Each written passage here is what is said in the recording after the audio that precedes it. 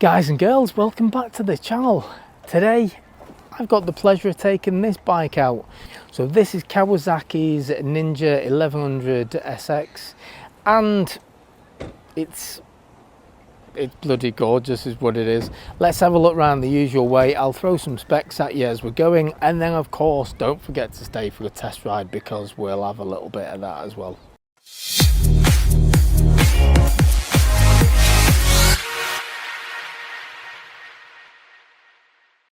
Just look how nice that looks on the close-up. So what I'll do, usual fashion, let's just do a full walk all the way around so you can see it from all angles, and then I'll get into some specifications. I'll give you the information that you might need or want if you're thinking about buying one of these bikes. And I don't see why you wouldn't, because I think this is absolutely beautiful.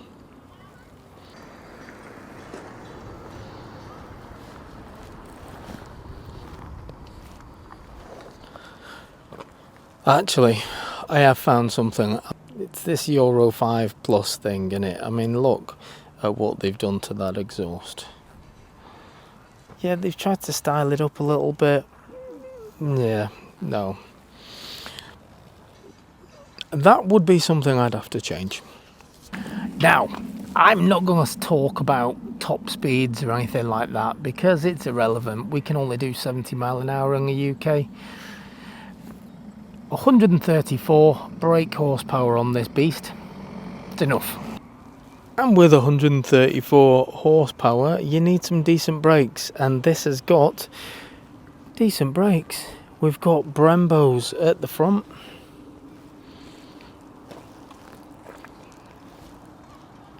Discs on both sides. We've got a rear single pot Nissan at the back. But again, still very good brakes. This is one of the updates from the 1000 SX, and that is, this comes with Öhlins shocks, fully adjustable as well. So the weight on this is 235 kilograms, so yeah, it's fairly heavy, but as a bike to move around, I'm not on level ground here, and yeah, it moves like a bike that is 235 kilograms. However, you need to stay for the ride because whilst 235 kilograms does seem quite heavy, that weight disappears when you're on the move. Look how many buttons we've got here. There's a shed load. So, buttons wise on this, you have got your horn, you've got your indicators, you've got your hazard lights. There is a reset button as well, stuff for the screen. You've got cruise control, so you've got your cruise button, and then you've got your up, down, your set, all that stuff. There is heated grips as well, like that, always good to have. And there is a flash. Right hand side, much simpler. Just your engine start and your engine cut off, simple. USB-C tucked away in there, so that's always good for charging your phone or if you want to mount anything. Very good. Speaking of phones, this bike has got mobile phone connectability as well. Let's have a look at the screen. Let me move that away. That's a bit of a reflection. It's strange that actually I've had a little ride of this bike and I've not noticed any reflection, but now I've got the camera on it, you can see loads. Yeah, that it doesn't do it when you're riding, that's all I'll say. I've not noticed any. Now if you look at this screen, it's got a really nice, really clear TFT screen. You've got a big prominent speedo there. In fact, I'll move my hand because it keeps focusing on that. But you've got your speedo, you've got your clock, there is engine temperatures, there's air temperatures, there's average miles per gallon. 44 this is showing, which I think is pretty bad. My own Nikon, which is a big heavy lump, I think that does about 50-ish. There's a fuel gauge and there's a gear indicator, and then you've got your speedo going across the top. So a lot of information. So when you press this mode button right here, that just moves your miles per gallon, your range, your average speed and all that stuff. What do we think so far? I think it's absolutely beautiful, this bike, to look at. Let's keep going. This bike has got an 835mm seat height. Now, if you've watched the channel before, you'll know I'm not a tall guy. I am 5'8". I've got a 29-inch inseam, so I've got small legs as well. And I am probably about a centimetre off getting my heel down on both sides. So yeah, it's a really manageable bike for a shorter rider. Actually feels quite light and quite well balanced as well. So I like that. We're off to a good start. Seating position. Your pegs are nice and central, so they haven't gone for the sporty position where your legs are going back, which is good. Again, I like that because this is a sports tourer. Nice position. Now, I'm only short, as I've said, so I am I'm having a slight bend in the back, but not much. It's certainly not a sports bike position. I'm just leant forward ever so slightly. Let's carry on. This is a brand new bike. So it's a 2025 bike and it's the latest model. Now, the prices for these do vary, and that is purely because you've got a couple of different specs available. So this is the standard one, and the standard one comes in at £12,249. Is that reasonable? Well, yeah, I've got to say it is, because these bikes are really, really well made and really well spec'd as well, as you'll see as we're going round. But they do have more expensive variants, so you do have those. In fact, I'll put those on screen now so you can see the difference, and they do vary in price by a couple of £1,000, so have a look.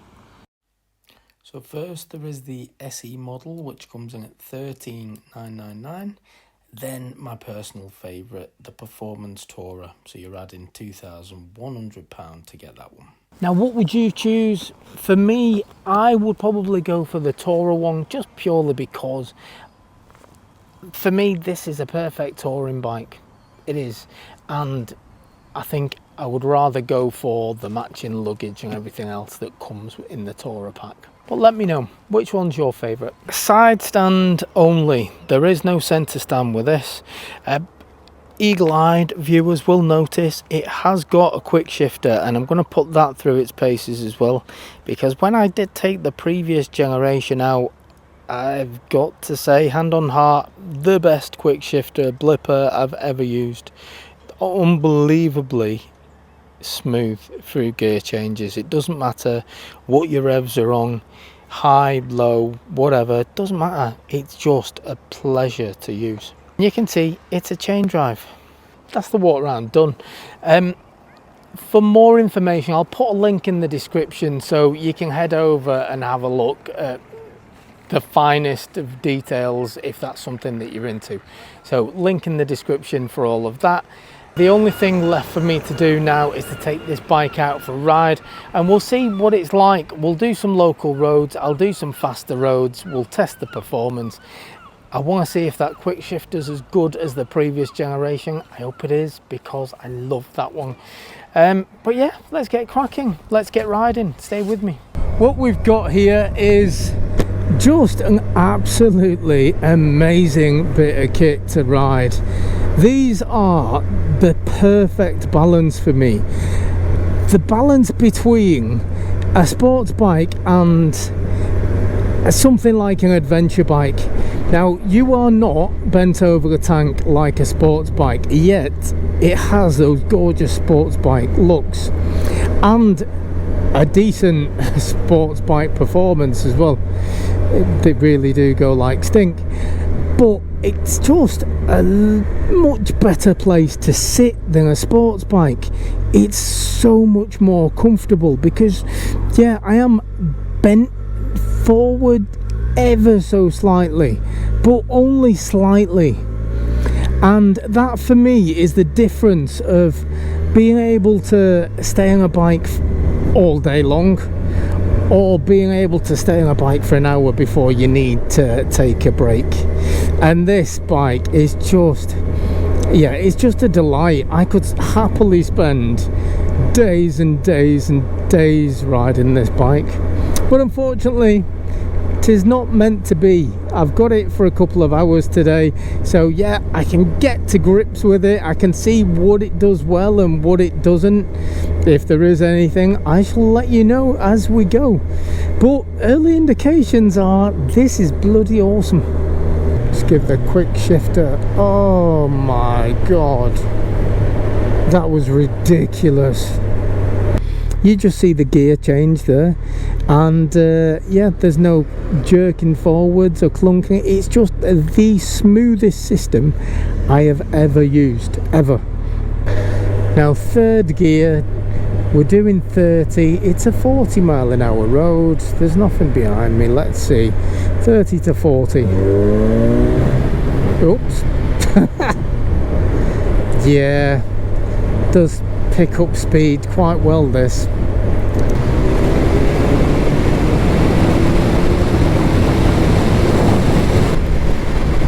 The performance is not an issue with this bike. I'm noticing quite a lot of wind.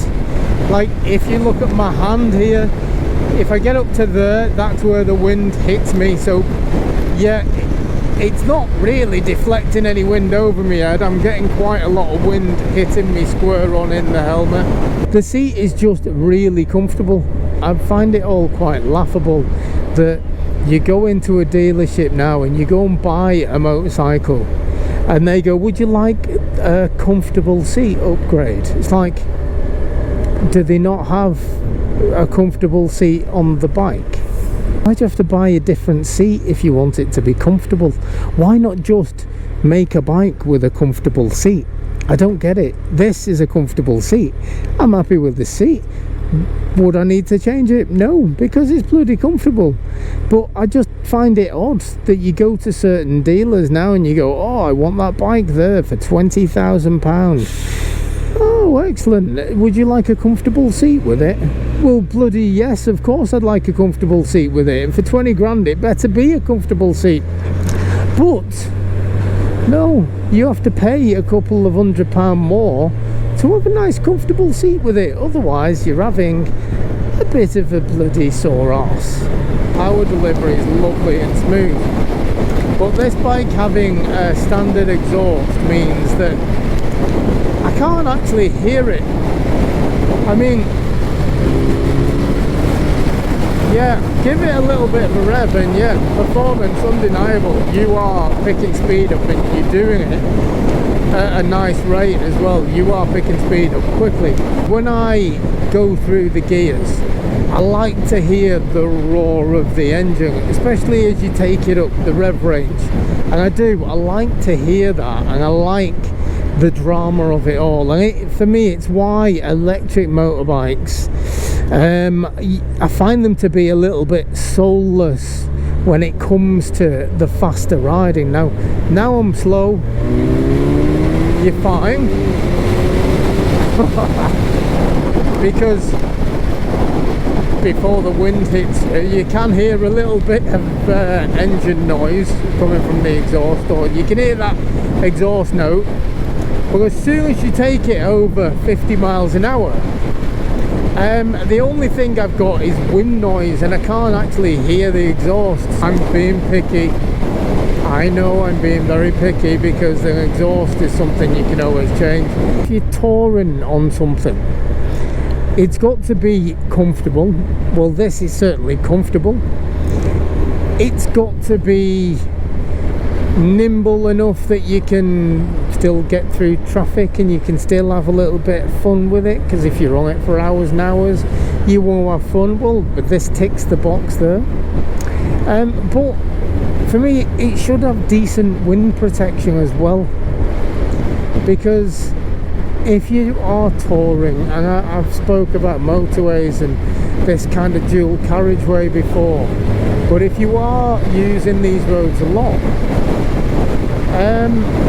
yeah, you don't want to be fighting the wind for hours on end. You want to have the bike doing that for you, and a taller screen would certainly help with that. So if I am going to be brutally honest, and I like to think that I always am generally. This rides nicer than my Nike.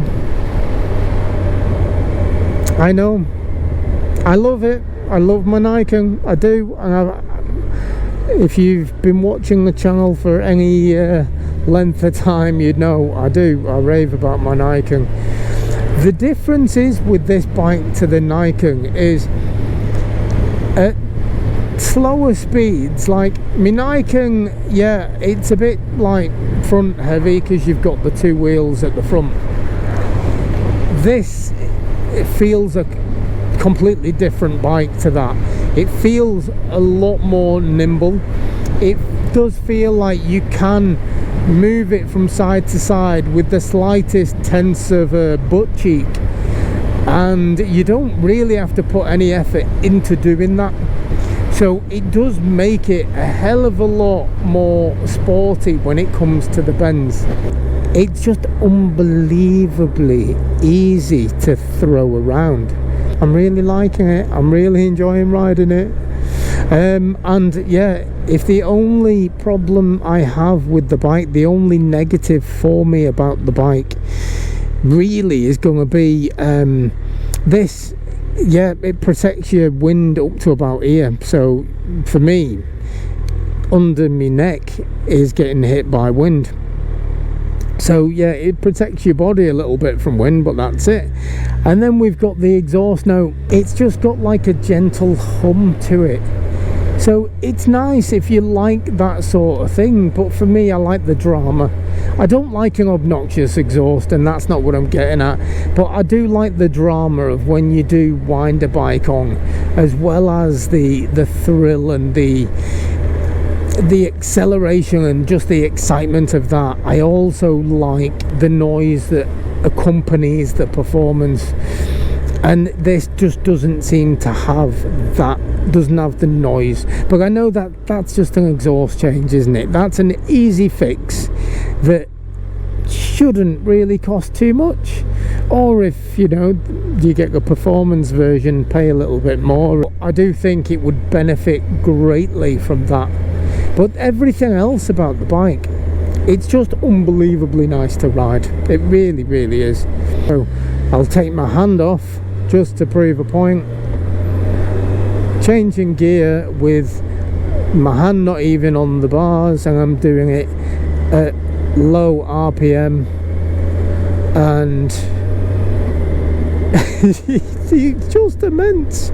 Second to third, and I didn't even notice no like jolt or anything, and that's bloody impressive.